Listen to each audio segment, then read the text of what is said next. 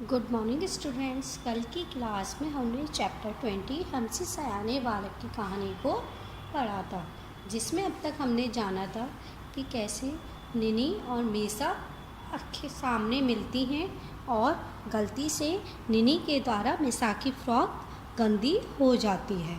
तो मीसा की माँ उसे निनी को मारने के लिए दौड़ती है और उसमें एक थप्पड़ लगा देती है और निनी इतनी तेज़ से रोती है कि उसकी माँ अपने घर से बाहर निकल आती है और मीसा की माँ से झगड़ा करना शुरू कर देती है।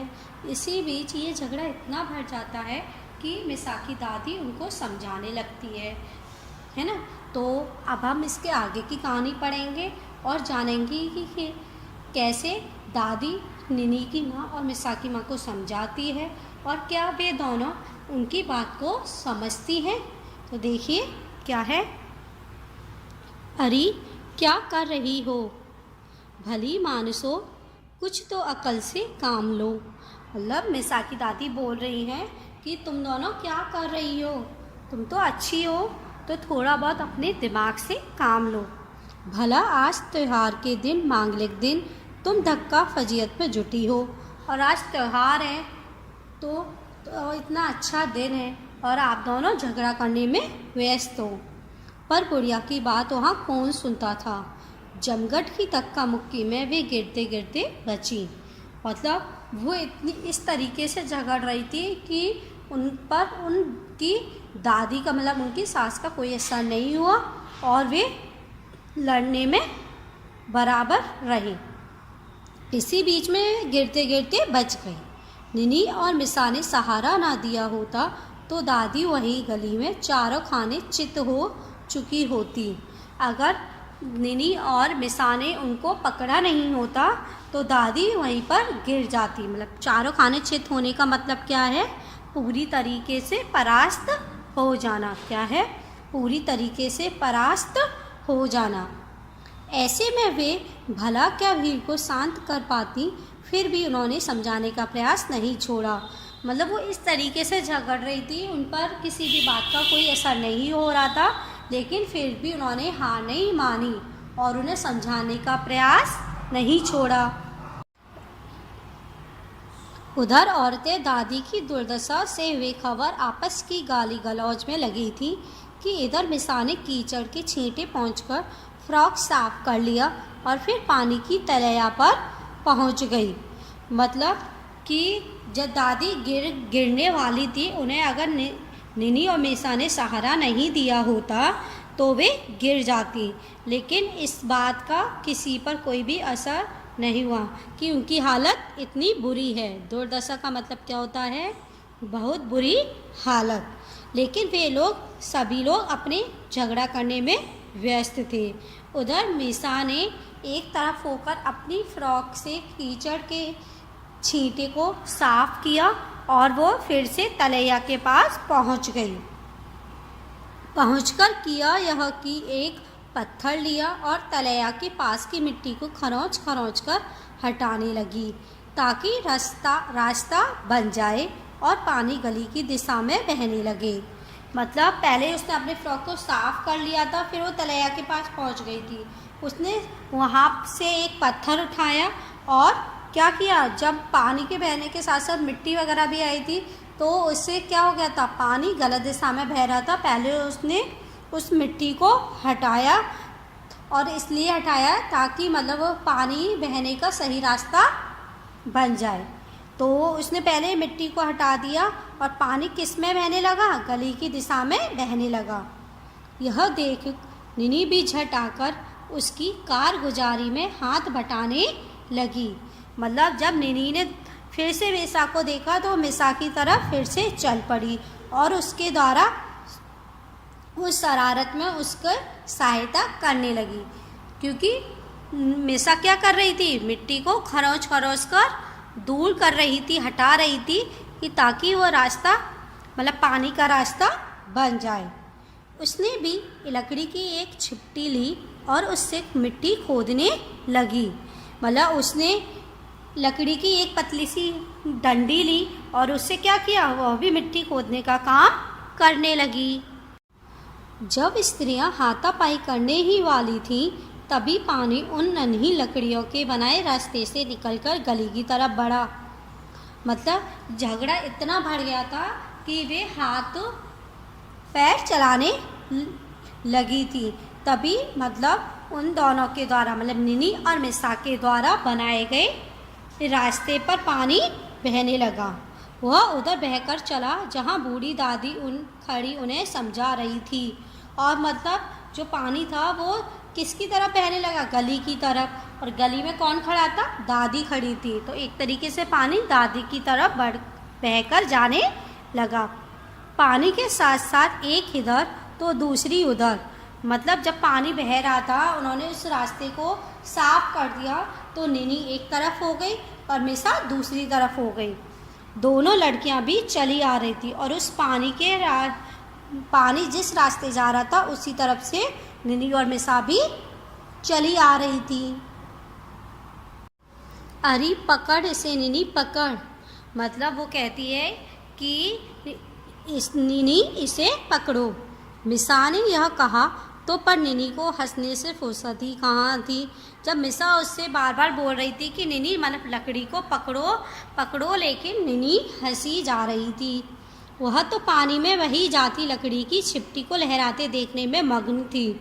और वो किसको देखकर हंस रही थी? जो पानी में लकड़ी बहकर जा रही थी उसको देखने में वो इतनी मग्न थी और हंसती जा रही थी उसको देखकर।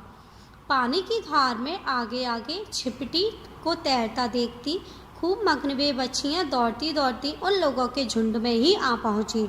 मतलब जब पानी गली में बहे जा रहा था और जो लकड़ी थी उसी के साथ बहे जा रही थी, तो वो उसको देखने में इतनी मग्न हो गई थी कि वे दौड़ते दौड़ते वहाँ तक आ पहुँची जहाँ पर उन दोनों की माँ लड़ रही थी। उन दोनों बच्चियों को देख दादी दोनों की माँ से बोली। जब दादी ने उन दोनों मतलब निनी और मिसा को देखा था तो उनको देखकर वे उन दोनों की माँ से क्या बोली थी? अरे तुम दोनों को अपने आचरण पर जरा भी लज्जा नहीं आती कि तुम दोनों के द्वारा मतलब जो व्यवहार अभी किया जा रहा है तुमको उस पर शर्म नहीं आती? तुम इन छोकरियों के लिए लड़ती जा रही हो और इन्हें देखो कि सब कुछ भूल चुकी हैं। वो कह रही है कि तुम अपने बच्चों के लिए लड़ रही हो, लेकिन ये दोनों तो सब कुछ भूल चुकी हैं। उनका झगड़ा तो कब का समाप्त हो चुका है। ये तो फिर से मिलजुल कर खेलने भी लगी और तुमसे तो कहीं अधिक यही समझदार है। मतलब वो कह रही है कि तुम अपने झगड़ा करने में इतने व्यस्त हो तो तुमने इनकी तरफ देखा ही नहीं। ये दोनों अपने झगड़े को भूलकर फिर से खेलने लगी हैं और तुम कि अपने झगड़े में व्यस्त हो। इससे अधिक समझदार तो ये दोनों बच्चियां हैं। सबने उन नन्ही लड़कियों को देखा और खुद पर लज्जित होते हंसते अपने अपने घर चले गए। जब सभी लोगों ने जो झगड़ा करने में व्यस्त थे उन दोनों को देखा, मतलब निनी और मिसा को देखा, तो उन्हें अपने द्वारा किए गए व्यवहार पर बहुत शर्म आई और वे थोड़ा बहुत मुस्कुराकर अपने अपने घर की ओर चले गए। कहाँ क्यों चले गए थे? त्योहार को मनाने के लिए, क्योंकि एक तरीके से उनका झगड़ा समाप्त हो गया था। देखिए अब हमने इसकी कहानी को अच्छे से समझ लिया कि कैसे निनी और मिसा में आपस में लड़ाई हुई और उनके इस झगड़े को देखकर उनकी दो माएँ भी आपस में झगड़ा करने लगी। लेकिन बच्चे तो अपना झगड़ा भूलकर आपस में खेलने लगे थे, लेकिन उनकी माँओं ने उन पर ध्यान नहीं दिया और वे अपने झगड़ा करने में व्यस्त थी। तो जब उन्हें ये पता चला कि उनकी बच्चियाँ मतलब झगड़े को भूलकर आपस में खेलने लगी हैं तो उन्हें अपने द्वारा किए गए व्यवहार पर बहुत लज्जा हुई। तो वे उन दोनों को देखकर मुस्कुराने लगी और वापस अपने अपने घर जाने लगी। ठीक है, तो अब तक हमने इसकी कहानी को अच्छे से समझ लिया। तो अब हम इसके शब्दार्थ को अच्छे से समझेंगे और फिर उन्हें याद करेंगे। तो देखिए, तलैया क्या है? ये तलैया, तलैया मीन्स क्या होता है? छोटा तालाब। क्या है? छोटा तालाब। एक तरीके से छोटा गड्ढा होता है, अगर बारिश हो जाती है तो गड्ढा पूरा भर जाता है, आसपास भी और भर जाता है, तो क्या बन जाता है? छोटा तालाब। नेक्स्ट, कीच वाले। क्या है? कीच वाले। इसका मीन्स क्या है? कीचड़ लगे हुए। क्या है? कीचड़ लगे हुए। नेक्स्ट खरी खोटी, क्या है? खरी खोटी। इसका मतलब क्या है? बुरा भला कहना। जैसे मिसा की माँ किसको कहने लगी थी? निनी को सुनाने लगी थी। चारों खाने चित होना, क्या है? चारों खाने चित होना, क्या है इसका अर्थ? पूरी तरह परास्त होना, क्या है? पूरी तरह परास्त होना। नेक्स्ट कार गुजारी, क्या है? कार गुजारी। इसका अर्थ क्या है?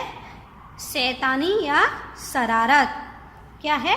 शैतानी या शरारत। जैसे मिसा करने लगी थी, मिसा क्या करने लगी थी? पत्थर को पकड़कर उस मिट्टी को हटाने लगी थी। गिरजा, गिरजा, गिरजा का मीन्स क्या है? चर्च या ईसाइयों का पूजा स्थल, क्या है? चर्च या ईसाइयों का पूजा स्थल।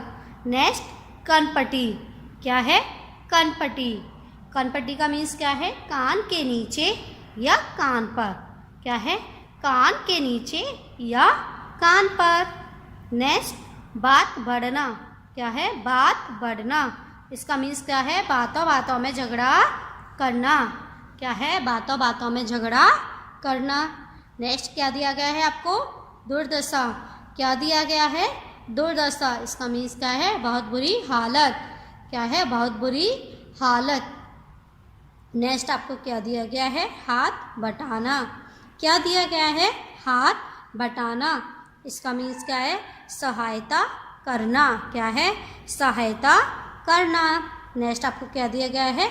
चपत, क्या है?